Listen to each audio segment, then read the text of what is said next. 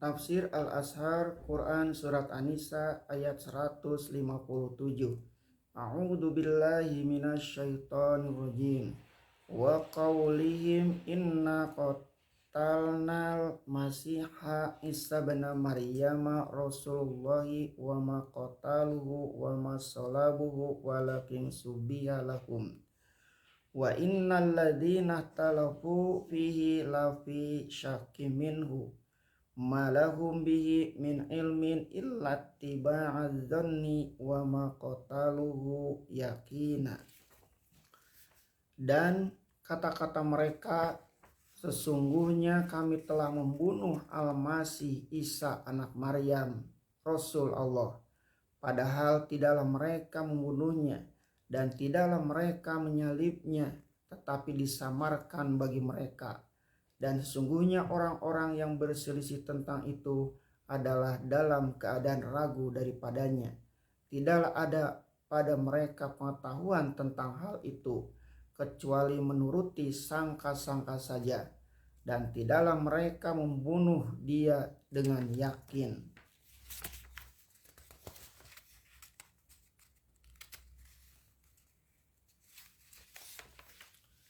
Nabi Isa tidak disalib. Dan kata-kata mereka, sesungguhnya kami telah membunuh Al-Masih Isa anak Maryam.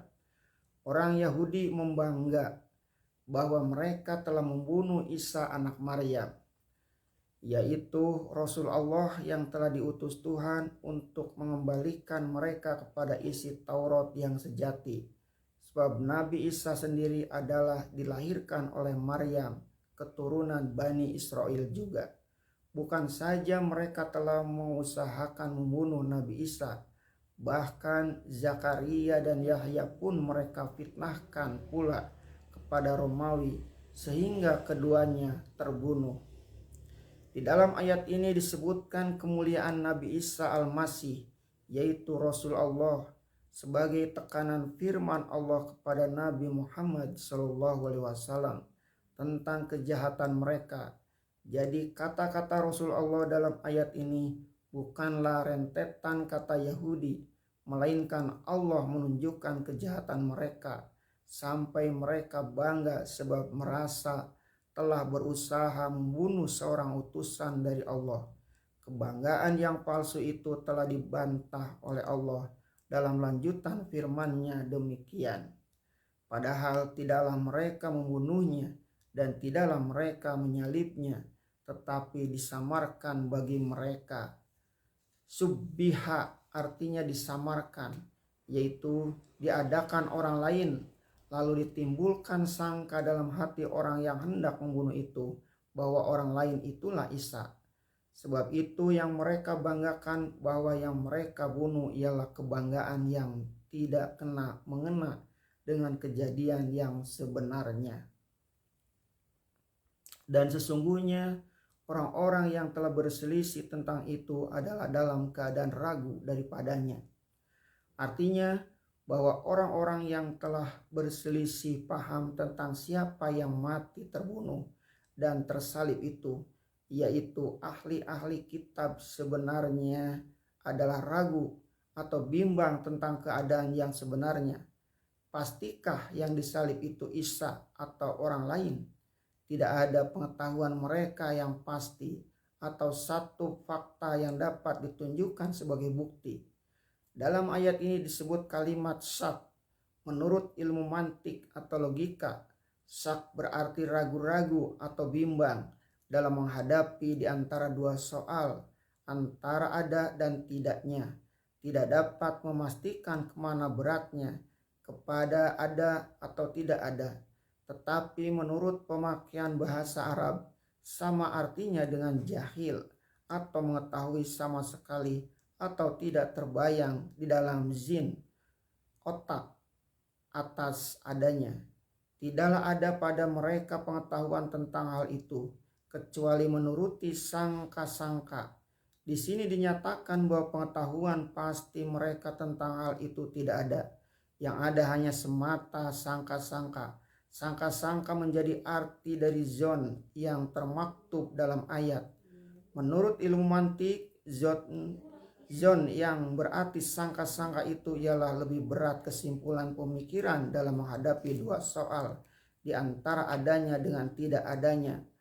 Ahli mantik mengatakan bahwa apabila dalam menimbang di antara dua hal telah berat pikiran kepada adanya sesuatu, maka lawannya yaitu kemana ringannya pikiran bernama waham. Maka dalam ayat ini dijelaskan bahwasanya pendirian mereka mengatakan bahwa yang mati di salib itu ialah Nabi Isa hanyalah semata-mata sangka-sangka. Salah satu yang menyebabkan timbulnya sangka-sangka itu ialah setelah membaca keterangan-keterangan dari penulis-penulis kitab yang mereka namai Injil yang dikarang oleh 4 orang, yaitu Markus, Matius, Lukas, dan Yahya. Dan keempat orang yang menulis itu tidak seorang juga yang hadir ketika hal itu kejadian. Mereka tulis Injil itu lama setelah Nabi Isa meninggalkan dunia. Yang mereka catat adalah berita-berita yang mereka dengar dari orang lain. Sebab itu sampai sekarang ini bila keempat Injil itu kita baca, terdapat kenyataan baik bila melihat susunan mereka yang berbeda-beda, ataupun jika ditilik jalan kisah itu sendiri. Setinggi-tinggi yang dapat dipastikan hanyalah sangka-sangka atau zon yang dapat disimpulkan dengan kata-kata ada kemungkinan Isa itu mati di salib. Tentang kebimbangan dan keraguan ini sudah nyata telah timbul dalam kalangan mereka jauh hari sebelum Nabi Isa hendak ditangkap orang itu. Ini terpampang dalam sabda beliau sendiri kepada mereka. Lalu kata Yesus kepada mereka itu, kami sekalian kelak menaruh sak akan daku pada malam ini. Karena ada tersurat bahwa aku memalu gendola dan domba yang sekawan itu akan bercerai-berai. Matius 26 sampai 31, Markus 14 sampai 27, 31, Lukas 22 31 38, Yahya 13 36 38. Kalau Injil-Injil mereka sendiri sampai sekarang tak dapat dihapus atau diubah, telah menyatakan bahwa murid-murid sendiri pun sak terhadap beliau, padahal merekalah yang selalu dekat dengan beliau. Tentu makanlah di akal kalau orang lain yang telah mencarinya pun lebih sak lagi. Itu sebabnya maka Al-Quran menegaskan.